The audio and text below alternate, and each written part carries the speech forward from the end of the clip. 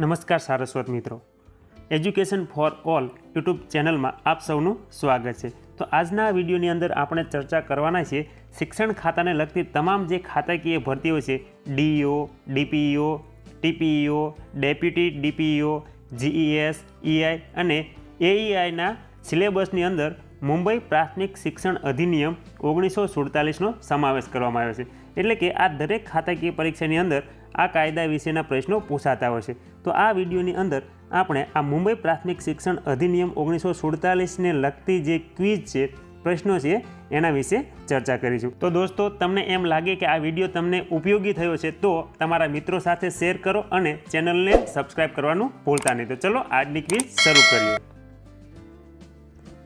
મુંબઈ પ્રાથમિક શિક્ષણ અધિનિયમ 1947 ક્યારે અમલમાં આવ્યો? Option A 29 January 1948, option B 15 August 1947, option C 26 January 1949 કે ઓપ્શન ડી 26 જાન્યુઆરી 1950। તો સાચો જવાબ આવશે ઓપ્શન એ 29 જાન્યુઆરી 1948। પ્રશ્ન નંબર 2, મુંબઈ પ્રાથમિક શિક્ષણ અધિનિયમ 1947 કુલ કેટલા પ્રકરણમાં વહેંચાયેલ છે? Option A 7, option B 9, option C 11 કે ઓપ્શન ડી 15। તો આ પ્રશ્નનો સાચો જવાબ આવશે ઓપ્શન સી 11। પ્રશ્ન નંબર 3, મુંબઈ પ્રાથમિક શિક્ષણ અધિનિયમ 1947માં કુલ કેટલી કલમો છે? Option A 51, option B 71, option C 75 કે ઓપ્શન ડી 90। તો આ પ્રશ્નનો સાચો જવાબ આવશે ઓપ્શન બી 71।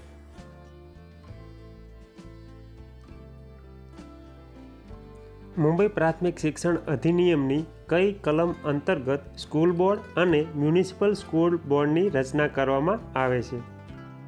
ઓપ્શન એ કલમ 3, ઓપ્શન બી કલમ 5, ઓપ્શન સી કલમ 7 કે ઓપ્શન ડી કલમ 18। તો આ પ્રશ્નનો સાચો જવાબ આવશે ઓપ્શન એ કલમ 3।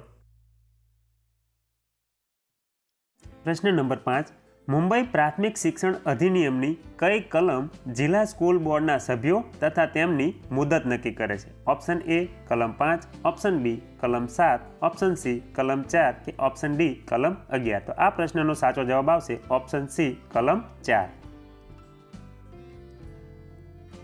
પ્રશ્ન નંબર 6, મુંબઈ પ્રાથમિક શિક્ષણ અધિનિયમ 1947 નીચેનામાંથી કોને લાગુ પડે છે? ઓપ્શન એ ગુજરાતના પાટનગરને, ઓપ્શન બી કેન્દ્ર શાસિત પ્રદેશને, ઓપ્શન સી આખા ગુજરાતને કે ઓપ્શન ડી દીવ અને દમણને। તો આ પ્રશ્નનો સાચો જવાબ આવશે ઓપ્શન સી આખા ગુજરાતને। પ્રશ્ન નંબર 7, મુંબઈ પ્રાથમિક શિક્ષણ અધિનિયમ 1947ની કલમ 21 અને 22 અન્વયે નિમાયેલ અધિકારી એટલે? ઓપ્શન એ સરકારી અધિકારી, ઓપ્શન બી વહીવટી અધિકારી, ઓપ્શન સી કેન્દ્ર દ્વારા નિયુક્ત અધિકારી કે ઓપ્શન ડી ઉપરના ત્રણેય। તો આ પ્રશ્નનો સાચો જવાબ આવશે ઓપ્શન બી વહીવટી અધિકારી। પ્રશ્ન નંબર 8, મુંબઈ પ્રાથમિક શિક્ષણ અધિનિયમ 1947ની કઈ કલમ અધ્યક્ષ અને ઉપાધ્યક્ષની ચૂંટણીની પ્રક્રિયા નક્કી કરે છે? ઓપ્શન એ કલમ 7, ઓપ્શન બી કલમ 10, ઓપ્શન સી કલમ 11 કે ઓપ્શન ડી કલમ 50। આ પ્રશ્નનો સાચો જવાબ આવશે ઓપ્શન બી કલમ 10। પ્રશ્ન નંબર 9, મુંબઈ પ્રાથમિક શિક્ષણ અધિનિયમ 1947ની કઈ કલમ મુજબ શાળાને માન્યતા મળે છે? ઓપ્શન એ કલમ 40 ક, ઓપ્શન બી કલમ 40 ખ, ઓપ્શન સી કલમ 40 ગ કે ઓપ્શન ડી કલમ 40 ચ। આ પ્રશ્નનો સાચો જવાબ આવશે ઓપ્શન એ કલમ 40 ક।